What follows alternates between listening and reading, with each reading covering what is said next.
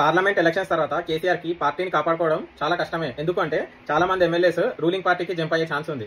ఎందుకు రూలింగ్ పార్టీకి జంప్ అవుతారు అంటే ఆల్రెడీ వాళ్ళందరూ జంప్ అయ్యి వచ్చిన వాళ్ళు చాలా మంది ఉన్నారు కాబట్టి. సో ఆ వచ్చిన ఎమ్మెల్యేస్ కి వాళ్ళకేం విశ్వాసం ఉంటుంది కేసీఆర్ మీద? వాళ్ళు ఆల్రెడీ వేరే పార్టీ నుంచి వచ్చిన వాళ్ళకి ఎందుకు ఇదే పార్టీలో ఉండాలి అనే ఆలోచన ఉంటుంది. రూలింగ్ పార్టీకి మళ్ళీ జంప్ అవుతారు ఆబ్వియస్ గా.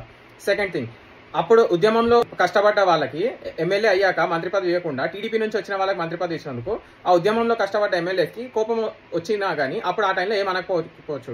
అదే ఇప్పుడైతే వాళ్ళు మళ్ళీ రూలింగ్ పార్టీకి వెళ్ళిపోతే వాళ్ళకి కూడా మంత్రి పదవి ఇస్తా అంటే వాళ్ళు కూడా వెళ్ళిపోతారు. Third thing, KCR arrogance.